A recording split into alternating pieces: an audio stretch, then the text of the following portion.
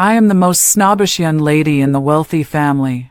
When my poor fiancé came to my door, my nanny's daughter tried her best to persuade me to call off the engagement. Just as I was about to agree, barges suddenly appeared in front of my eyes. LOL. The female lead is so scheming.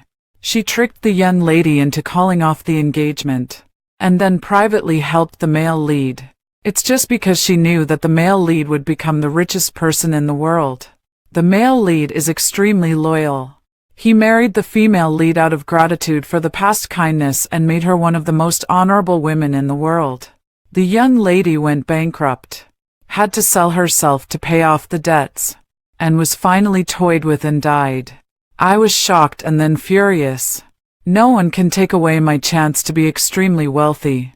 So, in the angry gaze of my nanny's daughter, I urgently stopped the male lead who was about to leave disappointedly and said, "I can let you stay by my side, but you have just sworn to be loyal to me for a lifetime." Hello, everyone. Welcome to my channel. Subscribe us to read wonderful novels every day. Now the story begins. Just now, my rural fiancé with a baby engagement came to my door. The teenager was over 1.8 meters tall, but he was wearing ill-fitting cropped pants. The cuffs were a bit short. His fair and thin ankles were reluctantly exposed. Looking down, he was wearing a pair of white canvas shoes that were almost frayed from washing. They seemed to be quite old. I felt disdain in my heart. Moving my gaze up, it landed on the nervous face of the teenager. "What did you just say?" My casual question put great pressure on the teenager. He nervously tugged at the hem of his clothes and repeated what he had just said with difficulty. I want to ask you to sponsor me to finish high school. Just because. We have a baby engagement. Later, I will find a way to pay you back." After saying that, the teenager quickly lowered his eyes, looking like a homeless dog waiting for the judgment and decision of its master, exuding a sense of dejection.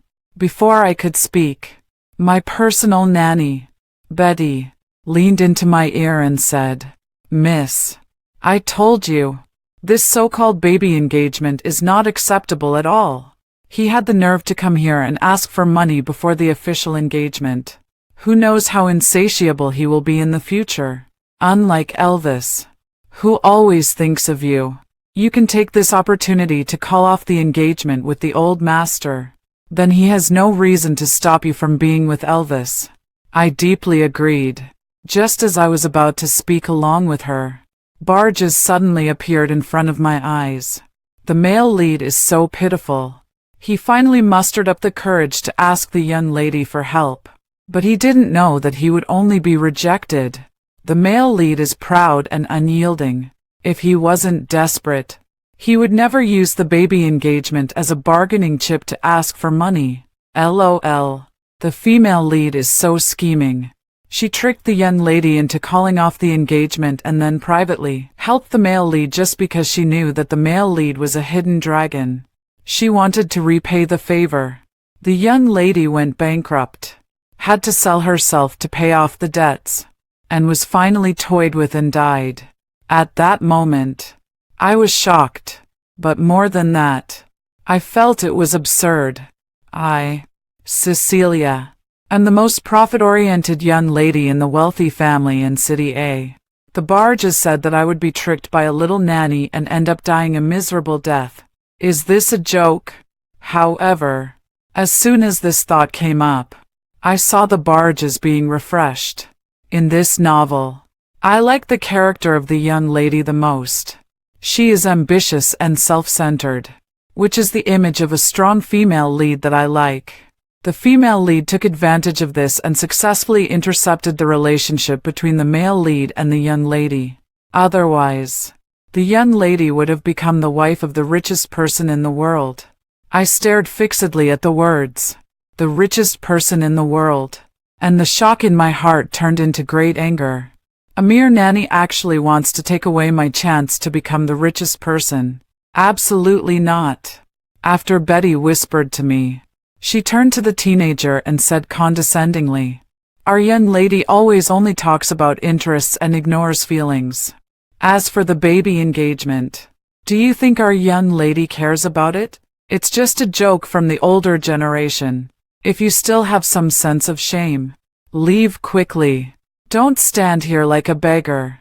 Betty's attitude was bad, but what her words revealed was my arrogance. The teenager was already self-conscious. After hearing these words, he felt even more humiliated. He clenched his fists tightly and buried his head, preparing to leave. Just then, I urgently called out to him, "Stop." I slowly got up from the sofa and walked straight towards the teenager.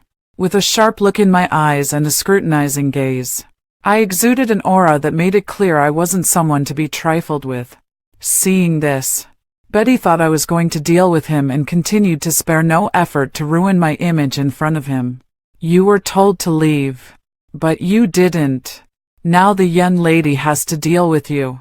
You won't get away with it." After saying that, she stared intently at me, expecting me to humiliate the teenager severely. She wanted to act as a confidant to soothe the teenager's wounded heart after his disappointment and gain some favor. Unfortunately, I didn't give her this chance. I approached the teenager and said, "I can agree to your request, and I can even cover all the expenses of your university studies. But I have a condition." Hearing this, Betty's face froze. "Miss, you." I ignored her shock and just stared indifferently at the back of the teenager, waiting for his choice. What? The teenager didn't turn around. Obviously, he didn't hold any hope. The next second, I said, "I hate unfaithful people. Since you've taken my money, you belong to me. You must be wholeheartedly loyal to me for a lifetime, and you can't betray or disobey me. Otherwise, I will never forgive you." My attitude was haughty, and my words carried a threat. But the teenager accepted it without hesitation and swore to guarantee. "I swear to be wholeheartedly loyal to you for a lifetime, without betraying or disobeying you. Otherwise, I will die without a burial place." I don't know why the plot has changed, but the young lady is so far-sighted. The male lead's moral level is incredibly high. Once he makes a promise, he will fulfill it for a lifetime. I glanced at the barrages, then retracted my gaze with satisfaction and ordered the butler, "Take him down and settle him." I watched Damien leave, but Betty's dissatisfied shouting rang in my ears. "Miss, you kept Damien. Have you thought about how to explain it to Elvis? You just accepted his affection. Even if you are willful, you shouldn't be so two-faced." She looked indignant, and her eyes looking at me were filled with obvious condemnation. I wasn't angry. I calmly retorted, "Who do you think you are? How dare you tell me what to do?" With this light sentence, Betty was left speechless. She looked sad, as if she had eaten a fly. "Great," the young lady scolded her. "I've disliked her for a long time. The female lead's whole family relies on the young lady to live a superior life, but she secretly makes trouble. What's the difference between her and an ungrateful person? Yes, we don't need a female lead with a wrong view of right and wrong." The barrages were full of approval. I curved my lips and left happily, leaving Betty alone, glaring resentfully at my back. Betty is the daughter of my nanny, but she has lived with me since childhood. She enjoys a much higher status than ordinary people. It's just because her father stood up for me when I was in danger. I was safe, but he became paraplegic because of it. Looking at him lying dying in the hospital bed, I asked, "How do you want me to repay you?" Betty's father said, "I don't ask for anything else. I just hope my wife and daughter can live without worrying about food and clothing." Only then did I know. The reason why Betty's father risked his life to block the disaster for me was that he was already terminally ill. He resolutely sacrificed his life to secure a bright future for his wife and daughter. Facts have proved that he succeeded. with this life-saving grace in front of me, even though I know through the barges that Betty has ulterior motives. I can't easily abandon her. Otherwise, I will face severe criticism from the outside world. Betty clearly knows this too. The next day, she came to apologize to me. Miss, I was wrong. I shouldn't have spoken to you so harshly yesterday. Betty seemed sincere, as if she was extremely regretful. In the past, I would have let it go, but this time, I said casually, "Is that all?" And I shouldn't have guessed her intentions without permission. She said hesitantly, "I rejected it outright." "You're wrong." Betty's face froze. I leaned forward and patted her face, reminding her, "Betty, although your father has a favor with me, your status is just that of a nanny. Who I like and who I choose is none of your business. How dare you interfere?" There was a strong warning in my words. Betty felt embarrassed and lowered her head, holding back a sob as she said, "Sorry, miss. I won't do it again."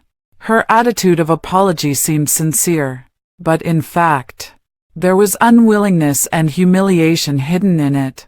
This unwillingness and humiliation eventually turned into resentment and anger towards me. But so what? Betty made me unhappy. I will take revenge right now. Betty maintained a half-bent posture for a long time, until she could barely hold on and her weak body trembled slightly. Then I lazily said, "All right. Why are you being so serious? I was just joking with you." This time, Betty was smarter. She forced a smile and said, "No, miss. You're not wrong. It's just that I didn't know my place." "Good that you know." I waved my hand. "Go and rest. Aren't you going to the hospital to see your father tomorrow?" Betty bowed respectfully to me and then left. The female lead is narrow-minded.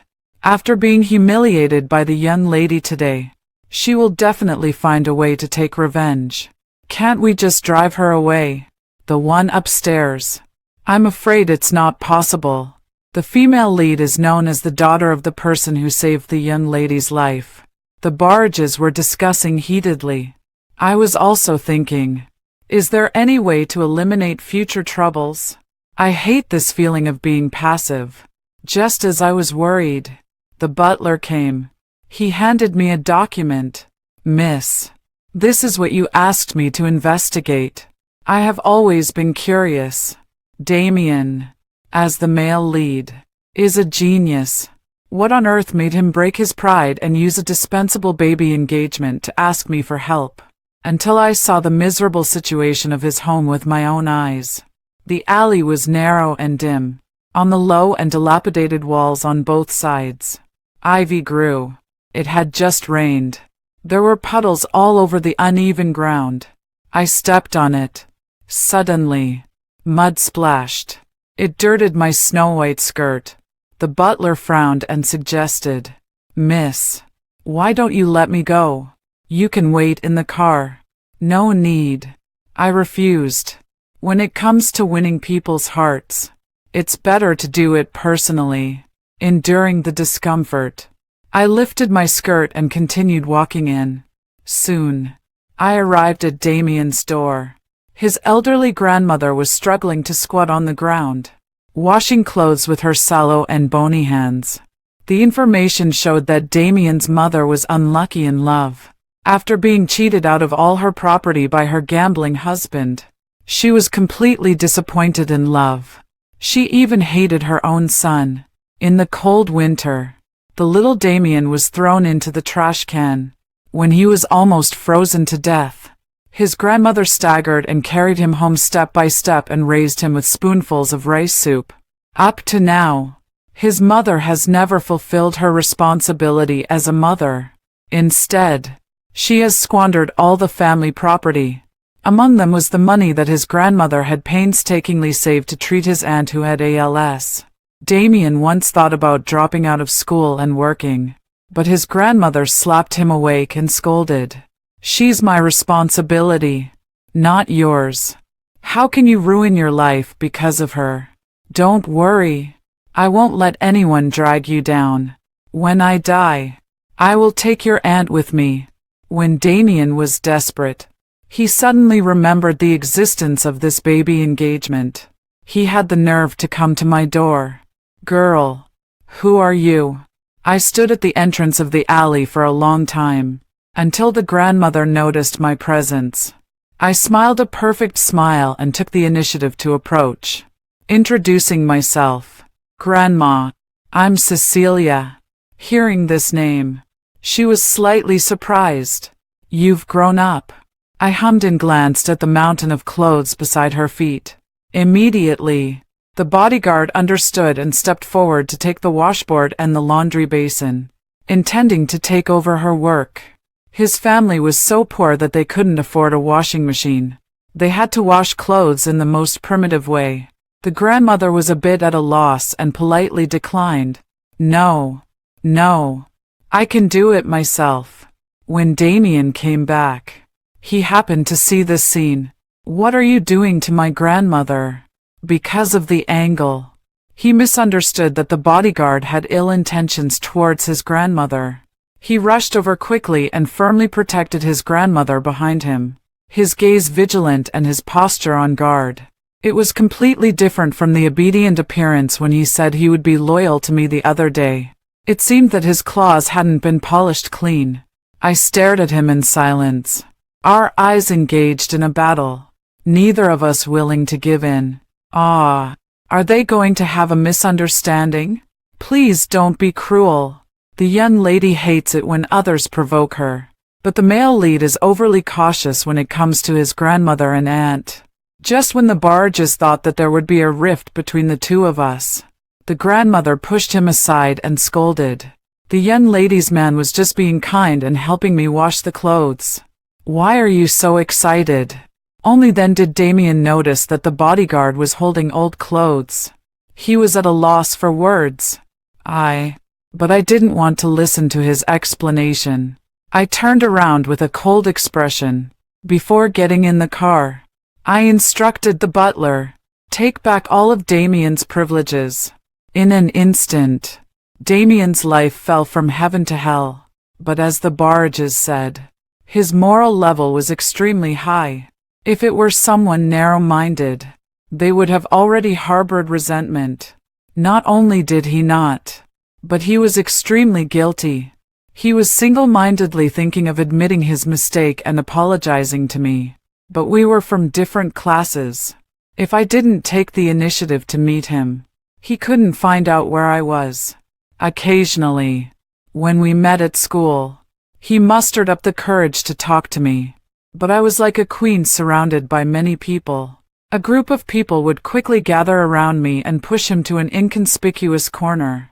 Then he could only watch as I was left like a queen, and he could only gaze at my back alone, out of reach. Betty was like a ghost, silently approaching him from behind and saying, "See, Cecilia is so moody. One second she can make you feel like you're in heaven, and the next second she can send you to hell. Moreover, Cecilia values profit over affection.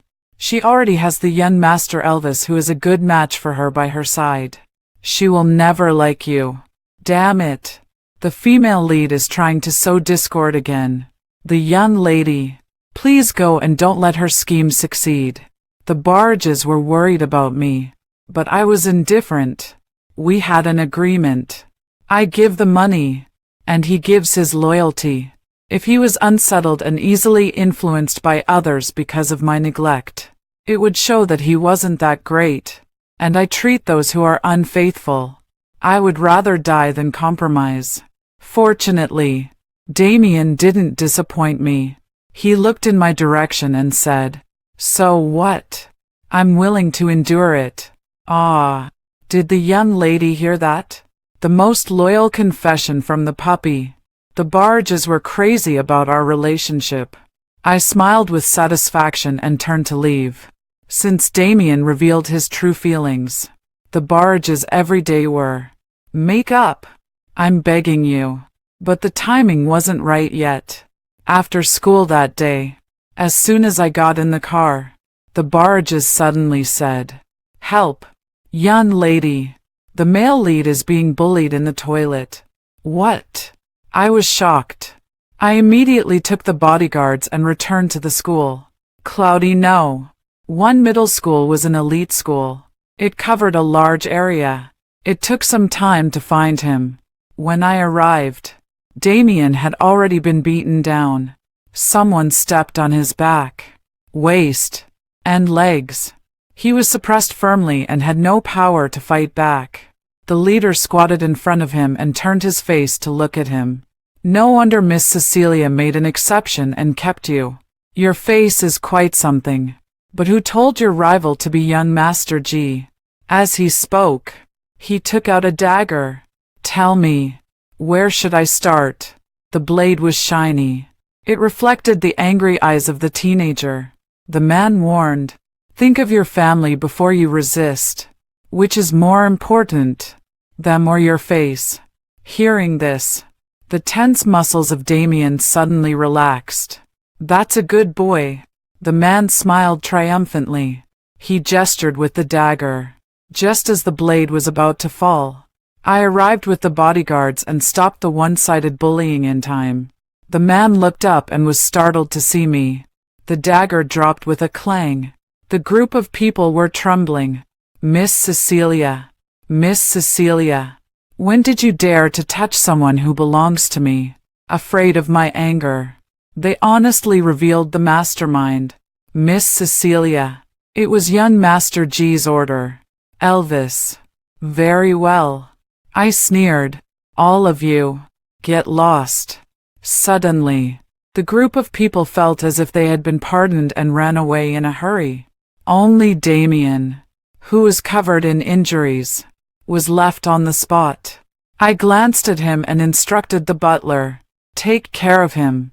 When I turned around, someone grabbed the hem of my dress from behind. I was displeased. "Take your dirty hands away."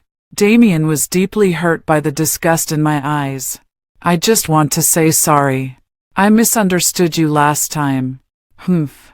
If I cared about this all the time, you would drive me to death sooner or later." It was only Damien who held a grudge from beginning to end. He realized something and lowered his long eyelashes dejectedly. "My poor little couple has a rough fate. Why haven't they made up yet?" The barges were eager for our relationship to develop. But I was a businesswoman. I would never do a losing business. I wanted Damien to submit to me, both physically and mentally. After this bullying incident, my relationship with Damien didn't improve. Instead, I drove him to the most remote servant's room. But privately, I ordered someone to take his grandmother and aunt to the hospital for treatment. The butler told Damien everything. "The young lady is just cold-natured. In fact, she has a softer heart than anyone else." His grandmother and aunt were Damien's weak points. If I controlled them, I could control Damien. After hearing the butler's words, his heart was in turmoil. "Please thank the young lady for me." But Betty didn't know the inside story. She thought I had completely abandoned him and hypocritically came over. "Miss, when you saved Damien in the toilet last time, you were essentially admitting that he is your fiancé in public. Now that you've made him live there, isn't it too unfair to him?" I just realized that Betty's acting skills were terribly bad. She thought she had an opportunity and came to test my attitude. The complacency in her eyes didn't hide at all. I glanced at her. "Do you want to switch places with him?" Her face froze, and she forced a smile. I didn't mean that." "Then shut up." I casually played with my newly done manicure. "Remember your place and don't meddle in things." My patience was limited. The favor of saving my life couldn't be a get-out-of-jail-free card forever. Unfortunately, Betty wouldn't give up. That night, I deliberately had the most shabby meal sent to Damien. It was even worse than pig food. Through the surveillance, I saw the teenager calmly pick it up and was about to eat it. At the critical moment, Betty rushed out angrily and slapped the food away. "It's all spoiled." You can't eat it. She glanced at the mess on the floor, and a look of distress appeared in her eyes. Even if the young lady doesn't like you, she shouldn't treat you like this, right? The teenager lowered his eyelashes, and his voice was low and indifferent. She didn't. But Betty was stubbornly living in her own delusion. She took out an exquisite lunchbox. When she lifted the lid, a rich aroma wafted out. She held a bowl of bird's nest porridge with self-moving. Don't be afraid of the young lady's targeting. I will be your strongest backing. She naively thought she could move Damien, but Damien took half a step back, and the hem of his clothes formed a cold arc. Thank you. But no. I'm fine. Betty was in a crazy state and pressed on. No. You need it. Damien. We are both people who have fallen on hard times. Only I understand the pain of having your family destroyed and being homeless. Family destroyed. Homeless. Damien suddenly laughed. Are you sure? As far as I know, your mother is living in the most expensive and luxurious nursing home in the capital. Your sister is studying abroad, and the young lady is paying for her tuition and living expenses. And you, since you've been by the young lady's side since childhood, you're even higher than others. Now that you say these things, do you want to bite the hand that feeds you? Damien stared at her sharply. Betty felt guilty under his gaze and then became angry. She shouted, Don't make her seem so noble. She did these things only because she was saved by my father and had no choice. Damn it. It's really making me angry. A gentleman judges by actions, not by motives. The young lady has done a good job. Betty is so ungrateful. The barrages were full of scolding, but the corners of my lips lifted. I walked in stepping on the last ray of the sunset. My lazy voice drifted in the wind. Since you think so, I might as well take back all the sponsorship for your family. Anyway, everyone knows that I'm a profit-oriented person. I don't mind being called ungrateful. Betty was also stubborn. She glared at me and said firmly, Take it back then. Do you think I care? She didn't care. But her mother and sister did. When the two who heard this bad news rushed back as fast as they could, they forced Betty to come in front of me and admit her mistake. Kneel down and kowtow to the young lady to admit your mistake. Her mother had a fierce expression and tightly twisted her arm, shouting the order. Betty refused to obey. She raised her head with tears in her eyes. Mom, can't you have some backbone? All people are born equal. Why should we grovel in front of her? Just because she's rich. Betty's hoarse voice was full of unwillingness. I chuckled. So being rich is a mistake. I said, I won't force you. From now on, your family of 3 has nothing to do with me. As for the favor your father did for me, I'll have to repay him in my next life. Betty stuck out her neck. Fine. I couldn't ask for more. Before she finished speaking, her sister, who had been silent, suddenly lashed out and kicked her in the knee. Miss, this is all her delusion. It has nothing to do with us. Betty's knee hit the ground heavily, and she shouted in a trembling voice, Sister. Her sister slapped her. Shut up. Don't drag me and Mom down because of you. Her mother also came to her senses and nodded quickly. She's an ungrateful person, but we have always remembered your kindness. Betty was completely stunned. She never thought that the family she trusted and relied on would betray her. But the truth was that when it came to interests, people often made the most self-serving choices. After dealing with Betty's matter, I went to see Damien. In the dim morning light, the teenager was holding an English textbook and reading in a low voice. The teenager's voice was as clear as a stream, flowing quietly in the mist. Crunch. I deliberately stepped on a withered branch. Studying so hard. He turned around suddenly and stood up nervously. Miss Cecilia. The teenager tried to act calm, but his nervous action of rubbing the pages of the book revealed his youth. Suddenly, I had the intention to tease him. I walked towards him, stepping on the morning dew. My fingertips suddenly grabbed the collar of his white shirt and pushed him against the wall. I heard you got the first place in the math exam yesterday. My thumb rubbed the fabric at his collarbone, feeling his muscles tense up instantly. The teenager's ears turned red as if bleeding, and his eyelashes trembled as he nodded. His messy breath hit the back of my hand. Good job. I leaned close to his hot earlobe, and my breath gently brushed against it. Remember, your glory. My lips almost brushed against his ear. Is my glory.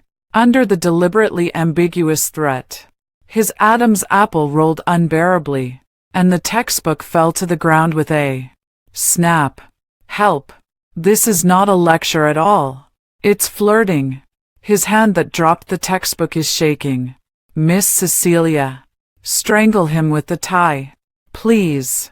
The barges were too explicit. I couldn't bear to look at them. I helplessly retracted my gaze and got back to business. There's a banquet tomorrow. You'll accompany me to it.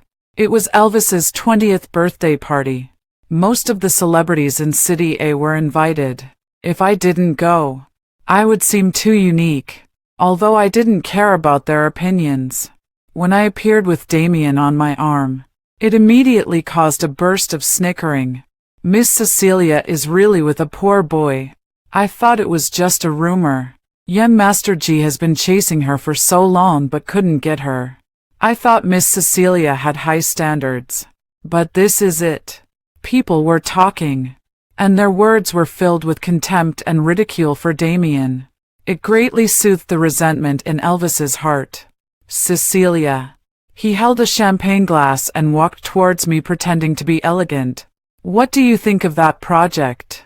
I was invited by Elvis to participate in this project. Miss.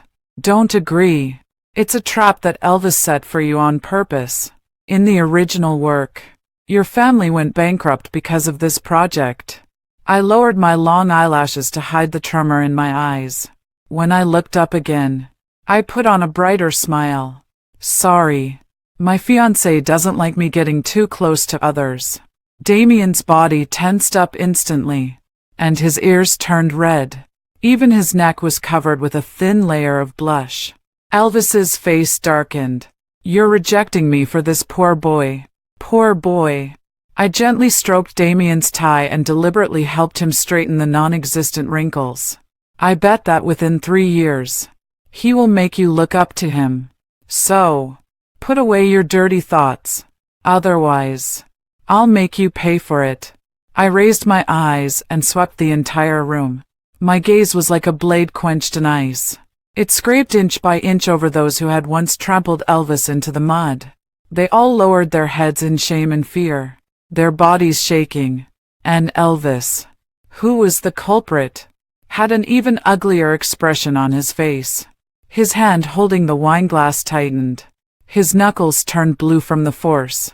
In the car on the way home, Damien kept his head lowered.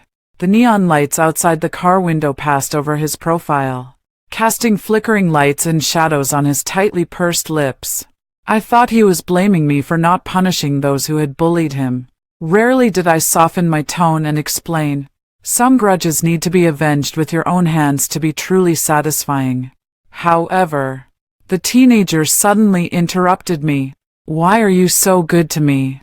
He raised his head, his eyes shining with a stubborn light. It was very bright. It almost blinded my eyes. We stared at each other for a while, and I suddenly sneered. Don't flatter yourself. I'm just investing in the future. Hearing this, the teenager lowered his eyes in disappointment. Ah, the young lady is being duplicitous. I don't believe you're not getting emotionally involved. The barges refused to accept it and desperately found reasons for me. But is being attracted so simple? For the rest of the journey, Damien and I didn't speak. When we were about to get out of the car, I raised my hand to stop him. Rather than dwelling on these useless things, You'd better think about how to stay by my side longer. All I needed from beginning to end was Damien, who could help me become the richest person in the world, not a fool stuck in love. In the following days, Damien threw himself into his studies, almost to the point of forgetting to eat and sleep. The college entrance examination arrived as scheduled. I personally drove him to the examination site. Damien was leaning against the ginkgo tree, making a phone call. The teenager's slender figure was stretched out by the setting sun. The corner of his white shirt was lifted by the evening wind, revealing his slender waist. As if he had sensed my gaze, he suddenly turned his head and made an "okay" gesture to me through the glass. I had the perspective of a god, and with Damien by my side, how could I let my family follow the old path of going bankrupt and being in debt as in the original work? I had been plotting for a long time. Elvis thought he had forced my family into a desperate situation. Little did he know that this was just a strategy to lure the enemy in. Sure enough, the two companies turned against Elvis at a crucial moment. Elvis was caught off guard. He was dealt a heavy blow. He invested large sums of money, but ended up with a miserable outcome. On the large screen of the stock exchange, the stock price of the Elvis family plummeted. Elvis kept calling my phone, until the missed calls accumulated to over 99. Only then did I deign to answer. Your family's group is on the verge of collapse, and instead of finding a way to save it, Elvis, what do you want by constantly harassing me? Cecilia, you're a venomous person. Elvis roared angrily, his voice hoarse with the brink of collapse. I slapped the acquisition contract on the desk. I leaned forward slightly and looked down at him with disdain, sneering. Likewise, Elvis. Don't you dare say you didn't want to set a trap for me. Business is like a battlefield. There are silent swords and shadows everywhere. If it weren't for the barge's reminder last time, I would have stepped into the mud. Rather than raging uselessly here, you'd better think about how to explain the $3 billion deficit to the board of directors. Elvis's ending was already doomed. The day his company was acquired by me, I handed the contract to Damien.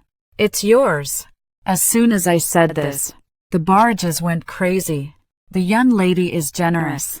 She gave a whole group. I really want to possess the male lead's body. What has he done to deserve this? Damien was even more overwhelmed with surprise, his thin lips trembling with excitement. Miss, I shattered his illusions. Don't get me wrong. You're just working for me. Even so, my ability to recognize talent and the kindness of discovering his potential were worth Damien remembering deeply. He would repay me with his whole life. A few years passed, and the reorganized Elvis family group was managed brilliantly by Damien. It had grown to a considerable scale. Legends about him were spreading everywhere. The media praised him as the youngest business godfather. He had the nerve to ask for money before the official engagement. Who knows how insatiable he'll be in the future? In the midst of the cheers, Damien suddenly knelt down on one knee and held out a velvet box. Miss, do I have the qualification to propose to you? Inside the box was a diamond ring, shining brightly in the sunlight. I recognized it as the pink diamond that was sold at a sky-high price at the recent auction. But all the money Damien had earned over the years had gone into my account. I narrowed my eyes slightly. Where did you get the money? Damien smiled. Do you remember the first living expenses you gave me? I used it for some investments. It turned out that when I didn't know, this caged dragon had quietly taken off. I deliberately made things difficult for him. What if I say no? Then I will keep waiting until the day you're willing to say yes. In the afterglow of the setting sun, the young man, who had long since shed his youth, had eyes full of tenderness and piety. I snorted twice and proudly stretched out my hand. Put it on for me. Congratulations. It's a happy ending. The young lady finally found happiness. Later, Damien indeed became the richest person in the world, as the barges said, and Betty was imprisoned for selling business secrets. During this period, Elvis tried to fight back, but he was forcefully suppressed by Damien. As for me, of course, I can be the wife of the richest person with peace of mind and continue to be Miss Cecilia, who makes people tremble with fear. After all, the best way to tame a wolf is to become a more ferocious beast than him. The end.